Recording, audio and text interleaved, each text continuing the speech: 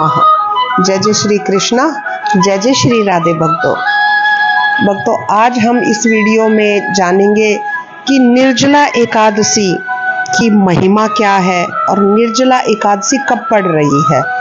देखिए, अब की बार लोग बहुत संशय में हैं कि व्रत जो है 6 को करें या 7 को करें, दोनों ही दिन कर सकते हैं, इसमें कोई संशय नहीं रखना है। लेकिन ज्यादा फल, महाफल कहिए, ज्यादा महाफल जो है वो 7 तारीख को व्रत करने से आपको 7 जून 2025 को जो है एकादशी को, क्योंकि वो एकादशी जो है द्वादशी में पड़ रही है, द्वादशी में वो एकादशी छू रही है महाराज, तो उसका बहुत ही बड़ा महाफल है। देखिए, एक तो निर्जला एकादशी और ऊपर से जो है द्वादशी को जो एकादशी छुए उसकी महिमा हम कह ही नहीं सकते हैं। 26 ग्यारस करने का फल जो है इस निर्जला एकादशी का जो है महाराज, अगर आप इसको अच्छे से निर्जल रह करके करेंगे तो आपको फल मिल सकता है।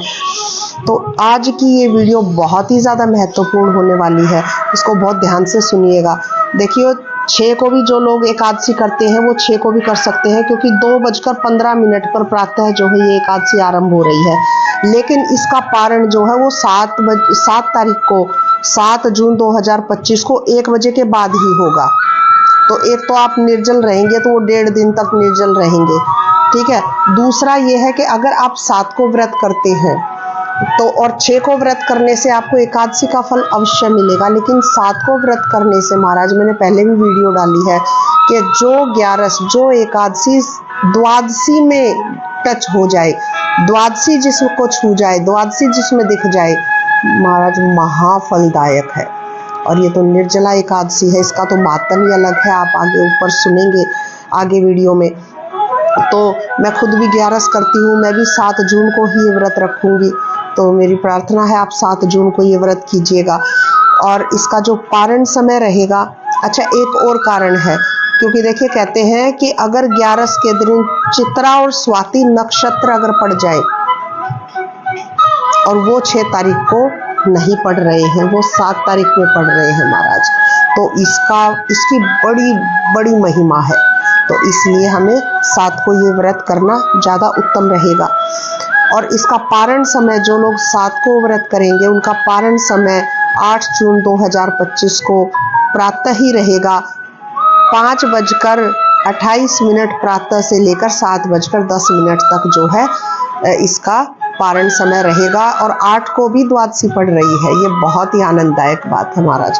तो बहुत ही शुभ रहेगा 7 तारीख को व्रत करना और 8 को आपका समय पर पारण करना महाराज। अब देखिए, अब हम चलते हैं कि इसमें बहुत सारी, मैंने भी यूट्यूब पे वीडियो सुनी है, लोग बहुत कुछ गलत सलत इधर उधर की बातें जो है मैंने इसमें सुनी है। लेकिन पुराण में जो लिखा है, हमारे पुराणों में, हमारे शास्त्रों में जो वर्णित है, मैं वही बात करूंगी। पद्म पुराण से जो है मैं ये सारी बातें आपके सामने कर रही हूँ। आप गीता प्रेस गोरखपुर की पद्म पुराण पढ़ सकते हैं। तो हमें शास्त्र के अनुसार बातें ही माननी चाहिए, तभी हमें पूर्ण फल की प्राप्ति होती है महाराज। इधर उधर की कि ये कर सकते हैं, ये नहीं कर सकते हैं, ये बिल्कुल भी मिथ्या बातों पर भरोसा ना करें।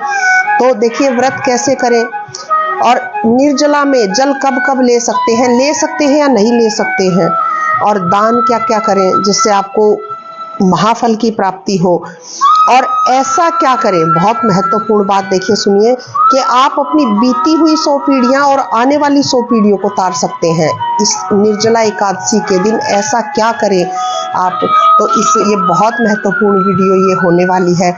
तो महाराज, इसको जो है इन सब प्रश्नों के उत्तर जो है मैं आपको इस महात्म में मिल जाएंगे, मैं आपको दूंगी। तो उससे पहले मेरे चैनल को बहुत लोगों के साथ, दोस्तों रिश्तेदारों के साथ शेयर करें और सब्सक्राइब भी अवश्य करवाएं। बोलिए जय जय श्री कृष्णा, जय जय श्री राधे, और कमेंट अवश्य करें भक्तों।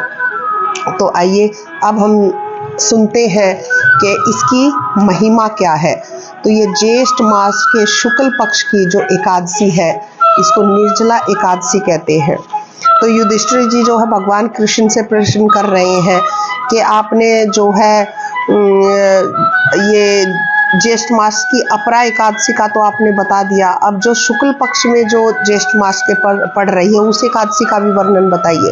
तो भगवान श्री कृष्ण कह रहे हैं कि राजन, इसका वर्णन जो है परम धर्मात्मा व्यास जी करेंगे। एक बार भीमसेन ने जो है उनसे ये प्रश्न किया था तो उन्होंने उत्तर दिया था। तो व्यास जी, भीमसेन कह रहे थे व्यास जी से कि हे पितामह, भ्राता युधिष्ठिर, माता कुंती, द्रौपदी, अर्जुन, नकुल, सहदेव ये सब एकादशी का व्रत करते हैं और मुझसे भी एकादशी के दिन अन्न खाने को मना करते हैं। मैं उनसे कहता हूँ कि भाई मैं भक्ति पूर्वक भगवान की पूजा कर सकता हूँ, दान दे सकता हूँ, परंतु मैं जो है एकादशी के दिन भूखा नहीं रह सकता, क्योंकि मैं भूखा रह ही नहीं सकता, मुझे बहुत भूख लगती है। तो इस पर व्यास जी कहते हैं कि भीमसेन, यदि तुम नरक को बुरा समझते हो और स्वर्ग को अच्छा समझते हो तो प्रत्येक मास की दोनों एकादशियों को, यानी कि शुक्ल पक्ष और कृष्ण पक्ष की दोनों पक्षों की प्रत्येक मास की एकादशियों को अन्न ना खाया करो। इस पर भीमसेन जी कहते हैं कि हे गुरुवर, हे पितामह, मैं आपसे पहले ही कह चुका हूँ कि मैं दिन में एक समय भी भोजन किए बिना नहीं रह सकता हूँ। तो मेरे लिए पूरा दिन उपवास करना तो बहुत ही कठिन है, क्योंकि उसका भी एक कारण है, क्योंकि मेरे पेट में जो है वृक नाम की अग्नि का वास है, जो कि हमेशा जलती रहती है और जो अधिक अन्न खाने पर ही शांत होती है। और यदि मैं प्रयत्न करूं बहुत ज़्यादा आपके कहने से, तो केवल वर्ष में एक व्रत ही कर सकता हूँ। तो अतः आप कोई ऐसा व्रत मुझे बता दीजिए जिससे मुझे भी स्वर्ग की प्राप्ति हो जाए, मेरा भी कल्याण हो जाए। तो श्री जो है व्यास जी जो है वो कहते हैं भीमसेन जी को कि ठीक है कि हे वायुपुत्र, बड़े बड़े ऋषियों और महर्षियों ने बहुत से शास्त्र आदि बनाए हैं। यदि कलयुग में मनुष्य उन पर आचरण करे तो अवश्य ही वो मुक्ति को प्राप्त कर सकता है।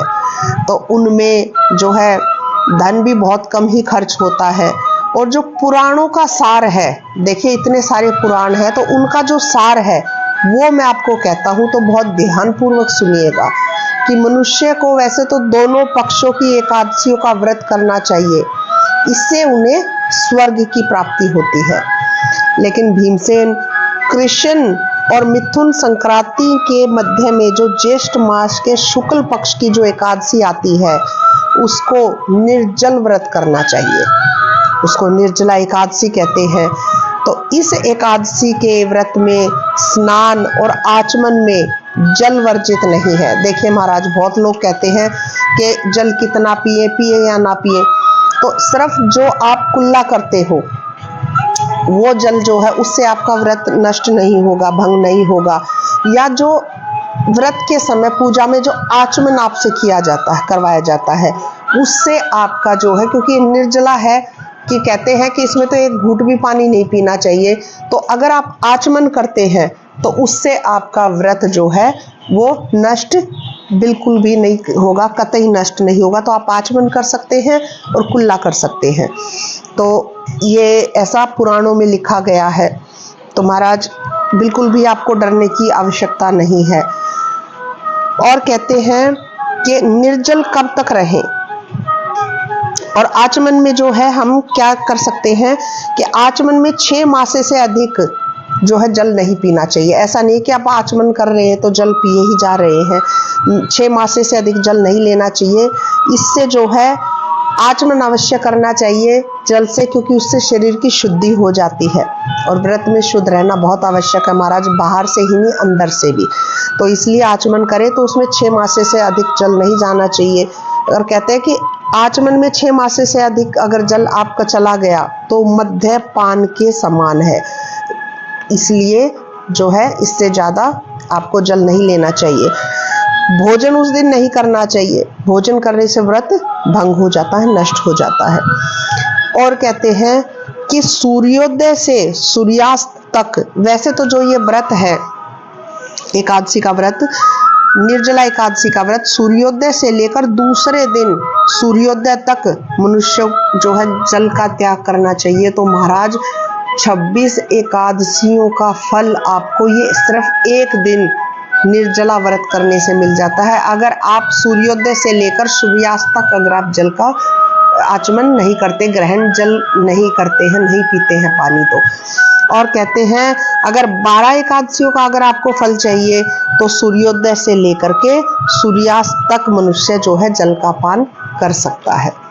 और सुबह उठकर महाराज 3:30-4 बजे जो है आप जल पी सकते हैं। जब तक आपकी एकादशी शुरू नहीं हो रही है तो आप 6 को सुबह उठकर जल पी सकते हैं। जब तक सूरज नहीं निकलता है तब तक आप जल पी सकते हैं। लेकिन सूर्योदय से लेकर अगर आपको 26 एकादशी का फल चाहिए तो सूर्यास्त तक आप जल ग्रहण ना करें।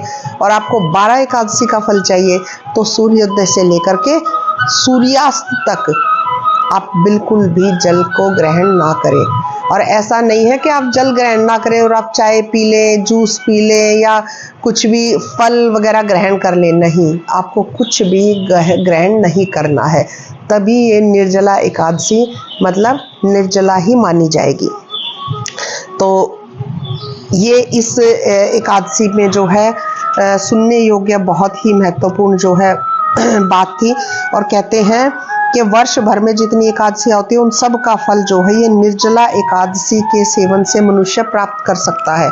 आप अगर बेशक से अगर आपने और कोई एकादशी आप नहीं कर सकते हो पूरे साल भर में, लेकिन आप अगर ये एक एकादशी निर्जल रह करके कर लेते हो महाराज तो सभी एकादशियों का फल आपको ये एकादशी दे सकती है। तो कितनी बड़ी महिमा है इस निर्जला एकादशी की, ये आपको जो है समझने की आवश्यकता है।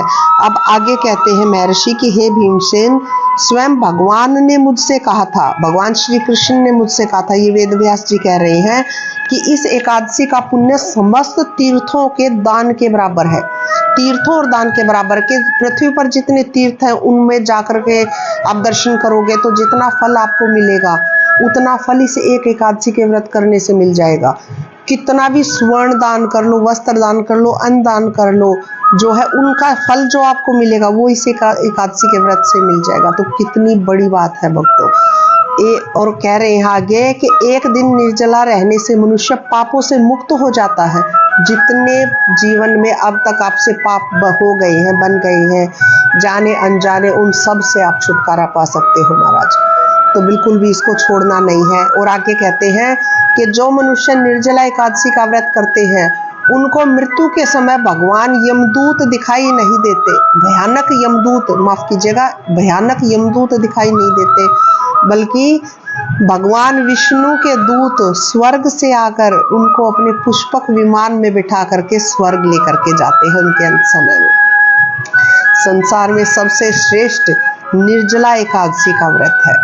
अतः यत्न पूर्वक इस एकादशी का निर्जल व्रत करना चाहिए। इस दिन ओम नमो भगवते वासुदेवाय, ओम नमो भगवते वासुदेवाय, ओम नमो भगवते वासुदेवाय, इस मंत्र का उच्चारण करते रहना चाहिए। झूठ बिल्कुल भी नहीं बोलना चाहिए, चुगली नहीं करे, किसी की निंदा ना करें उस दिन, व्रत वाले दिन महाराज, नहीं तो आपका व्रत खंडित हो जाएगा। इस दिन गोदान करना चाहिए, उसका बहुत बड़ा मातम है। इस एकादशी को जो है पांडव एकादशी या भीमसेनी एकादशी भी कहते हैं इस निर्जला एकादशी को। और निर्जल व्रत करने से पहले जो है आपको भगवान की पूजा करनी चाहिए, उनसे विनय करना चाहिए, प्रार्थना करनी चाहिए, संकल्प लेना चाहिए कि हे प्रभु, हे भगवान, आज मैं निर्जला व्रत करती हूँ और इसके दूसरे दिन मैं भोजन करूँगी, मैं इस व्रत को श्रद्धा पूर्वक करूँगी, उससे मेरे सब पाप आप नष्ट कर देना। इस दिन जो है एक बड़े वस्त्र से ढककर स्वर्ण सहित दान करना चाहिए। दान करने का इस व्रत में जो है बहुत बड़ा फल है, इसमें दान करने का। कहते हैं कि और सुनिएगा, कहते हैं कि वह मनुष्य उस दिन जल का नियम का पालन करता है। अगर आप ये जल के नियम का पालन जो मैंने ऊपर बताया, अगर आप ये कर लेते हो तो एक एक पहर में कोटि कोटि स्वर्ण मुद्रा दान करने का फल आपको प्राप्त हो जाता है। देखिए, जो मैं दान करने का आपको बता रही थी कि इस दिन दान करने का बहुत बड़ा महत्व है। तो अगर आप निर्जल व्रत कर लेते हो तो एक एक पहर में मेरे ख्याल से, अगर मैं गलत नहीं हो तो शायद 3 घंटे होते होंगे, तो एक एक पहर में कोटि कोटि स्वर्ण मुद्रा दान करने का फल आपको, कोटि यानी कि करोड़ों। तो इसमें जैसे स्वर्ण का दान का फल इसमें बहुत ज्यादा बताया गया है महाराज। तो अगर आप निर्जल अगर व्रत कर लेते हो तो स्वर्ण आपका अपने आप ही दान हो जाएगा एक एक पहर में, यानी कि 3-4 पहर होते हैं 3-3 घंटे के, तो एक एक पहर में करोड़ों करोड़ों स्वर्ण दान करने का आपको फल महाराज प्राप्त होगा। इससे ज्यादा और हमें क्या ही चाहिए। तो हमें बहुत ही प्रयास करके ये व्रत करने का जो है हमें निश्चय करना चाहिए कि हम ये व्रत कैसे भी करके करें। जो मनुष्य इस दिन यज्ञ होम करते हैं उसका फल का वर्णन हो ही नहीं सकता। इस निर्जला एकादशी के व्रत से मनुष्य विष्णु लोक को जाता है। जो मनुष्य इस दिन अन्न खाते हैं उनको चंडाल समझना चाहिए, वे अंत में नरक में जाते हैं। और देखिए, कहते हैं कि कैसे कैसे पापों को ये एकादशी का व्रत, ये निर्जला एकादशी का व्रत तैरा सकता है।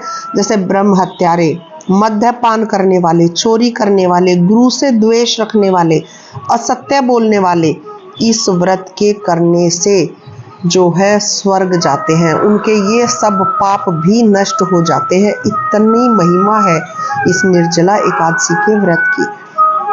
तो कहते हैं कि हे कुंती, जो पुरुष या स्त्री इस व्रत को श्रद्धा पूर्वक करते हैं उनके जो है निम्नलिखित कर्तव्य है। उन्हें सर्वप्रथम भगवान विष्णु की पूजा करनी चाहिए। जो व्रत धारण करते हैं उनको सूर्योदय से पहले उठ करके स्नान कर लेना चाहिए, कुल्ला कर लेना चाहिए। उस दिन दातुन नहीं करनी है महाराज, साबुन लगा करके आपको नहीं नहाना है। सिर्फ आपकी बाल्टी में या गंगा जल आप डाल करके और स्नान कर सकते हैं। उसके बाद भगवान विष्णु के सामने आकर के भगवान विष्णु की पूजा करनी है। तत्पश्चात दान करें, ब्राह्मणों को दक्षिणा दे, मिष्ठान आदि दे, उनको वस्त्र दे, अन्न दे, छाते का दान उस दिन आप कर सकते हैं। तो ये दान करना जो है, और उस दिन कहा जाता है कि श्रेष्ठ ब्राह्मणों को एक जल के घड़ा ले लीजिए, उसमें जल भर करके उसमें थोड़ी शक्कर डाल करके वो श्रेष्ठ ब्राह्मणों को दान करें। बहुत बड़ा फल है महाराज। ऐसा करने से मनुष्य जो है भगवान विष्णु के समीप पहुंचकर आनंद का अनुभव करता है। ये पद्म पुराण में वर्णित है महाराज, मैं नहीं कह रही हूँ। तो बहुत बड़ा इसका जो है महात्म है। और एक मैंने बात आपको आरंभ में बताई थी, कहते हैं कि 100 पीढ़ियां आपकी बीती हुई 100 पीढ़ियां आने वाली कैसे तर जाती है, ये मैं आपको बताती हूँ। कहते हैं कि श्री हरि की पूजा और रात्रि में जागरण करते हुए इस निर्जला एकादशी का व्रत किया हो जिसने, उसने ये समझ लेना चाहिए उस मनुष्य को कि आपके बीती हुई 100 पीढ़ियों को और आने वाली 100 पीढ़ियों को भगवान वासुदेव के परम धाम आपने पहुंचा दिया है। देखिए, ये हूबहू लिखा हुआ है पद्म पुराण में। तो महाराज क्या ही इसका वर्णन मैं कर सकती हूँ, इस व्रत की महिमा मैं आपको कह सकती हूँ। तो ये स्वयं भगवान कह रहे हैं और कहते हैं कि निर्जला एकादशी के दिन अन्न, वस्त्र, गो, जल, शैया, सुंदर आसन, कमंडलू, छाता, इन चीजों का आप दान कर सकते हैं। सुपात्र ब्राह्मण को जूता दान कर सकते हैं। और ऐसा करने वाले लोगों को स्वयं भगवान आकर के जो है अपने सोने के विमान में बिठा करके स्वर्ग लोक में प्रतिष्ठित करते हैं। क्योंकि ये दान एकादशी के दिन किया गया दान, और वो भी निर्जला एकादशी के दिन किया गया दान जो है अक्षय हो जाता है महाराज। वो कभी भी क्षय उस दान का होता ही नहीं है। तो इस दिन जितना आप भजन करोगे, जितना दान करोगे, जो वस्तुएं मैंने आपको बताई हैं इनको आप दान कीजिए। तो और जो है भगवान विष्णु के साथ जो है बैठकर विमान में अपने अंत समय में जाइए और आनंद को प्राप्त कीजिए। इससे ज़्यादा बढ़कर क्योंकि भुक्ति मुक्ति के लिए ही मनुष्य पूजा पाठ करता है और भगवान का सहारा लेता है। और भगवान जब हम पर कृपा करते हैं तो महाराज ये एक सुंदर दिन है। और मैं प्रार्थना करूंगी, यहाँ पर ये महात्म समाप्त होता है। एक प्रार्थना और मैं करूंगी कि जो लोग निर्जल व्रत नहीं कर सकते हैं वो व्रत तो अवश्य करें, उस दिन अन्न ग्रहण ना करें। फल खा करके आप व्रत कर सकते हैं तो उस दिन चाहे चाय पी के ही कर लीजिए, लेकिन अन्न ग्रहण ना करें। निर्जला नहीं रह सकते हैं, एक बार जल पी करके व्रत कर लीजिए, लेकिन मेरी प्रार्थना है कि इस मौके को हमें छोड़ना नहीं है। तो इसी के साथ मैं ये वीडियो का जो है अंत करती हूँ। जय जय श्री कृष्ण, जय जय श्री राधे। और ज़्यादा से ज़्यादा इस वीडियो को भक्तों शेयर कीजिए, क्योंकि पुराणों से पढ़ करके ये महत्वपूर्ण जानकारियाँ मैं आप लोगों के लिए लाने का प्रयास करती हूँ। बोलिए जय जय श्री कृष्ण, जय जय श्री राधे।